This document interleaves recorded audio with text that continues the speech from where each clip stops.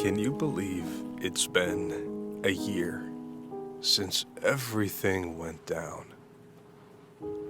Got a couple leaks in the roof now, and the cabin was ransacked, so no buckets or pots and pans to catch the drips, which means sink or swim. Can you swim, Sheriff? With your wrists and your ankles tied up? Oh, I know it's not gonna flood in here. But the question stands, Sheriff. Can you swim with your wrists and ankles tied up? I sort of picture you flicking in the water like a mosquito larva, and then down, down, down, down, down, down, down, down, down, down. Except you're already as down as you can go, so it's probably more like and then stillness. Doesn't stillness sound nice? A little bit of R.I.P. I haven't rested since the first time I set foot in this cabin. Started with a night of someone crying in the woods. Rufus Clayton, I'd wager. Second night, that was my fault. I got heated, to put it gently. I stomped on my phone so hard that the floor shook and the book fell off the table. Or I stomped so hard that something knocked it off. All that matters is it fell and...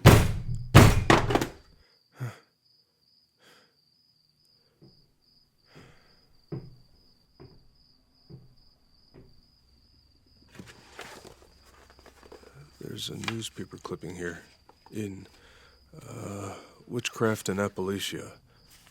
The headline is Search for Missing Turnerville Resident Called Off.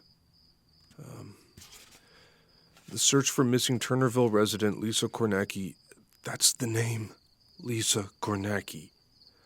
The search for missing Turnerville resident Lisa Kornacki has been called off after the 2-week-old investigation bore no additional clues. Neighbors say Ms. Kornacki kept mostly to herself and appeared to be living alone for the previous 4 months. Ms. Kornacki's parents claim their daughter would have been 7 months pregnant at the time of her disappearance and are offering a reward of $10,000 to anyone who provides information leading to the location of their daughter, dead or alive. What's this doing in Joe's book? What page was it? Oops. Something fell out of the book, landed on the ground. I picked it up and saw that it was Angie's hair. That's Angie's hair. Joe, what were you doing with a lock of her hair in this book? What was your plan? Who did you become? Why didn't I stop myself? The first time I met Angie alone was by accident. My job site was next to the bank where she worked. I saw her from the second-floor scaffolding, getting into her car to grab lunch. I told her I had enough food for the both of us, which was a lie. So when she agreed and we sat down to eat together, I let her have all of it. I told her I wasn't hungry. But when you're not the one eating, you have to be the one talking, and I said too much. I told her she had the prettiest eyes I've ever seen. I told her that when I think of her, I can't help but smile. I told her I was falling for her. She said I should keep that information to myself. But the next day, when I saw her on site, I apologized. She asked what I was doing for lunch. And without giving me time to reply, she said she brought enough food for both of us, for real this time. Then it was neither of us talking with anything but our eyes. First time was in my truck. I'm not proud of it, or anything else really. Then it was the motel during our lunch break. And after that job was over, it was the motel before work, always before.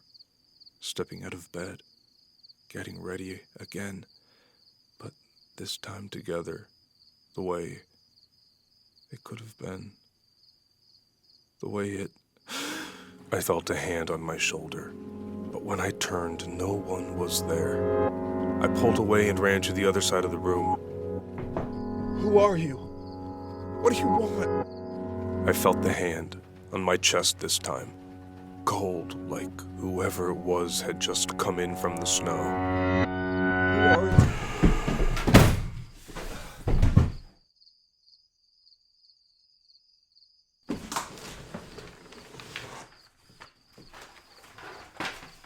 I recorded 2 hours of what sounds like someone rummaging through the cabin, moving the furniture, emptying cabinets, rifling through Joe's papers and his books. And then, nothing. For the next 4 hours.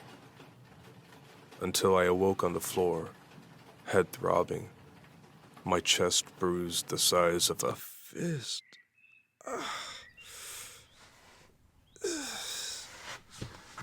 Jeez.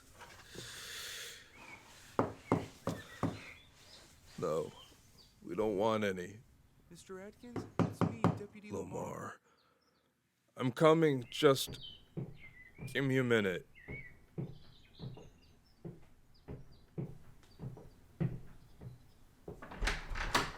Good morning. Certainly make them bright these days. Me or The sun.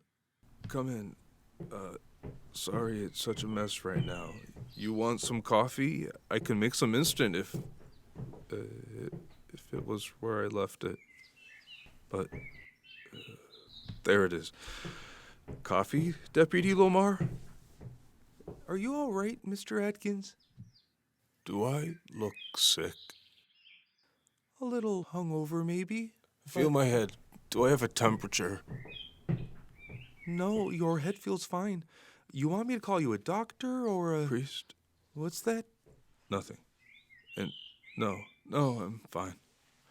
But what can I do for you this bright morning? I got called out by your neighbor, Mrs. Clayton.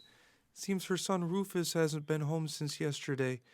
And considering his, blind and deaf thingy, the woods isn't the best place to be lost. Not unless you have a path of yarn going through the trees. What's that?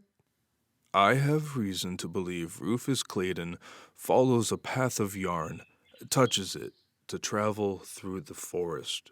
And what makes you say that? I cut it down. You cut it down. He broke the window and, see, covered with a trash bag. I chased him into the forest and that's when I found the yarn. Yarn going through the trees? Yeah.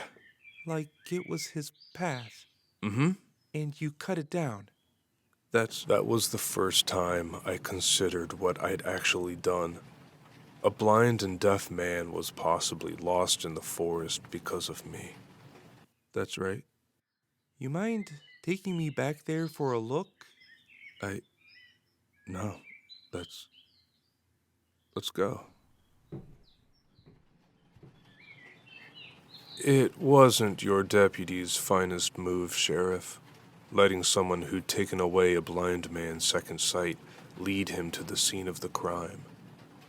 Of course, I hadn't even considered the gun on Deputy Lamar's hip until I was walking beside him. Right out there, beyond that window that never got repaired. I remember timing his walk, judging how I would need to flip up his holster and yank the gun in one move while he raised his right arm. It's designed to be tricky, but I watched, studied, step, step, grab, step, step, grab, take the gun, shoot him, and run. I could be in Mexico within 24 hours from anywhere in this country. You'd never see me again. Instead, here I am. Which means... So you're saying the yarn was right here? It was. I know it was. The last time I was out here, but... Mr. Atkins, by any chance, were you drinking last night? A few beers, but this isn't... You've only been here 2 days, right? That's right. Looked like more than just a few empty beer cans in there. And considering you've only been here 2 days, I know you're dealing with tough times. so I'm gonna go easy on you here. But what you told me about this yarn business and chasing after Rufus Cleiden, you better pray we find him, unharmed. You understand? I told him I understood. And we walked, him to his car, I to the cabin. I started with the cans, bagging them up. Then the furniture returned to its place, the books piled, the papers stacked. That's when I found it. It's a map of Turnerville, with a red X on the right side of it, on top of North Haven River, where they found Joe. I guess we're going there today.